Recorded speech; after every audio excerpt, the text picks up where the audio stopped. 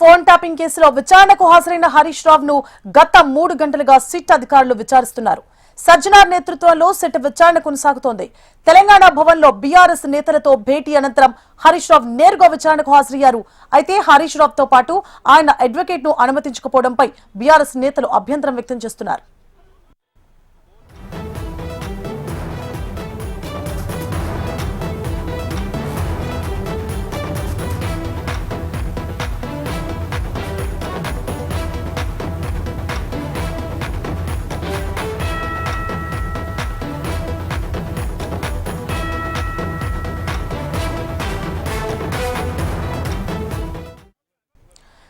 Phone tapping కేసులో విచారణకు హాజరైన హరీష్ రావును గత 3 గంటలుగా సిట్ అధికారులు విచారిస్తున్నారు.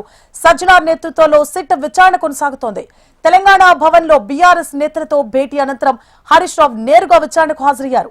అయితే హరీష్ రావుతో పాటు ఆయన అడ్వకేట్ ను అనుమతించకపోవడంపై బీఆర్ఎస్ నేతలు అభ్యంతరం వ్యక్తం చేస్తున్నారు. రైట్, మరిన్ని డీటెయిల్స్ ని హైదరాబాద్ బ్యూరో చీఫ్ రమణ అందిస్తారు. రమణ, సువర్ణ, అంటే ప్రస్తుతం విచారణ కొనసాగుతోంది.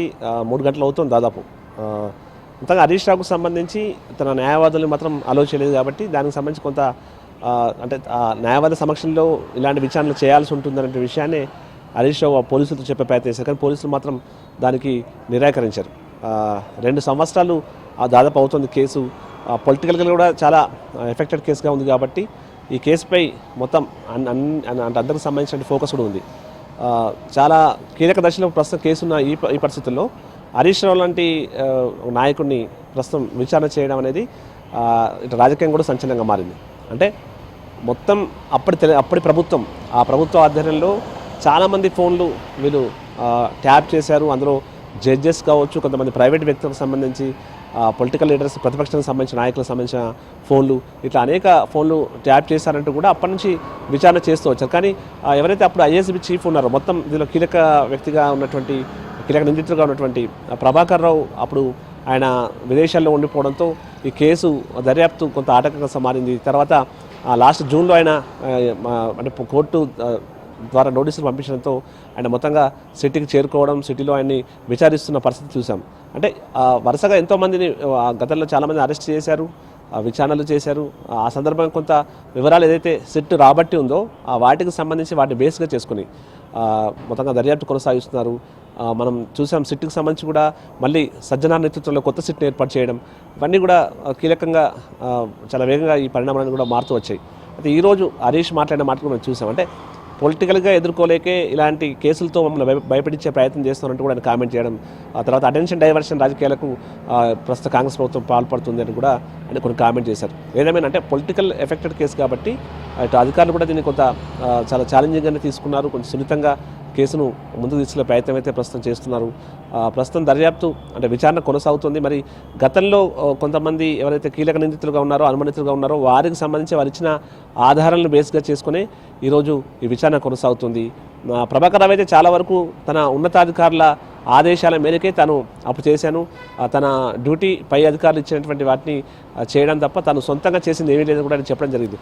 సో అటు ఎవరి పేర్లు కూడా అప్పుడు ప్రస్తావన లేదు. అప్పుడే ప్రభుత్వ పెద్దలంటూ కూడా వచ్చారు. అయితే సిట్ కొన్ని ఆధారాలు సేకరించిన నేపథ్యంలో అప్పుడు కీలకంగా ఉన్నటువంటి అంటే మంత్రి పదవుల్లో ఉన్న కావచ్చు, ఆ ప్రభుత్వ పెద్దలుగా ఉన్నటువంటి వారికి సంబంధించి వారి వివరాల బేస్గా చేసుకుని ఆ విచారణ కొనసాగిస్తున్న పరిస్థితి ఉంది.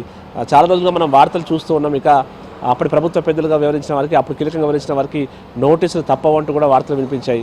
ఈ క్రమంలోనే చాలా వరకు అంటే హరీష్ రావు తన పేరు ప్రస్తావన రావడంతో తనపై ఒక కేసు కూడా ఎఫ్ఐఆర్ నమోదు చేసే ప్రక్రియ ఉన్నప్పుడు ఆయన హైకోర్టును ఆశ్రయించడం, హైకోర్టు దాన్ని రద్దు చేయడం, అంటే ఆ పిటిషన్ను ఎఫ్ఐఆర్ను క్యాన్సిల్ చేయడం, ఆ తర్వాత మళ్ళీ సిట్ సుప్రీంకోర్టుకు వెళ్ళింది. సుప్రీంకోర్టుకు వెళ్ళినా కూడా సుప్రీంకోర్టు కూడా దాన్ని తిరస్కరించడంతో ప్రస్తుతం అంటే లీగల్గా ముందుకెళ్లే ప్రయత్నం చేసినప్పటికీ కూడా పెద్దగా ప్రయోజనం లేకపోవడంతో మరి ఇప్పుడు సిట్ అయితే మరి నోటీసులు ఏ రూపంలో ఇచ్చింది, ఎలాంటి విచారణ చేయబోతున్నది మాత్రం ఆసక్తికరంగా మారింది.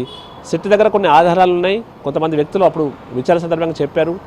ఒక వ్యక్తి ఇంట్లో, ఒక ఎమ్మెల్సీ ఇంట్లో, ఎమ్మెల్సీ నివాసంలో కొన్ని డివైస్లు ఏర్పాటు చేసి అక్కడ నుంచి అందరి కదలికలు గమనించడమే కాకుండా అక్కడ నుంచి ఫోన్ ట్యాప్ చేశారు అన్నది ఆరోపణ. దానికి సంబంధించి అప్పుడు సిట్ దర్యాప్తులో భాగంగా ఆ నివాసంలో సోదాలు చేసడం, అక్కడ కొన్ని పరికరాలు స్వాధీనం చేసుకుంటూ కూడా చెప్తున్న పరిస్థితి ఉంది. ఇలాంటి ఆధారాలు బేస్ చేసుకుని అప్పుడు ఏం జరిగింది, ఎందుకు ఈ వ్యక్తులకు సంబంధించి విచారణ చేయాల్సి వచ్చింది, అంటే ఫోన్లో ఎందుకు ట్యాప్ చేశారు, మీరు ఆదేశించారా, ఇలాంటి వివరాలు హరీష్ నుంచి కూడా రాబట్టే అవకాశం అయితే కనిపిస్తుంది. మొత్తం మీద ఇప్పుడు 3 గంటలు దాదాపు కావస్తుంది. మరి ఎంతవరకు హరీష్ను విచారించబోతున్నారు, హరీష్ రావుని ఆయన ద్వారా ఎలాంటి సమాచారం రాబట్టబోతున్నారు, మళ్ళీ విచారణకు పిలుస్తారా, ఇలాంటి కొన్ని క్వశ్చన్స్ అయితే ఉన్నాయి. కానీ కోర్టు 2 సార్లు కూడా అంటే తనకు సంబంధించి ఎలాంటి చర్యలు చేపట్టడానికి వీల్లేదంటూ కూడా స్పష్టమైన ఆదేశాలు ఇవ్వడంతో పెద్దగా వేరే చర్యలతో ఉండకపోవచ్చు. మరి లాయర్లు అయితే అలో చేయలేదు, కేవలం హరీష్ను మాత్రమే ప్రస్తుతం సిట్ బృందం విచారణ చేస్తుంది. ఎంతసేపు విచారణ జరుగుతుందని మాత్రం చూడాల్సి ఉంది. Suvarna. Right, thank you for the updates round. Phone tapping కేసులో విచారణకు హాజరైన హరీష్ రావును గత 3 గంటలుగా సిట్ అధికారులు విచారిస్తున్నారు. సజ్జనార్ నేతృత్వంలో సిట్ విచారణ కొనసాగుతోంది. తెలంగాణ భవన్లో బీఆర్ఎస్ నేతలతో భేటీ అనంతరం హరీష్ రావు నేరుగా విచారణకు హాజరయ్యారు.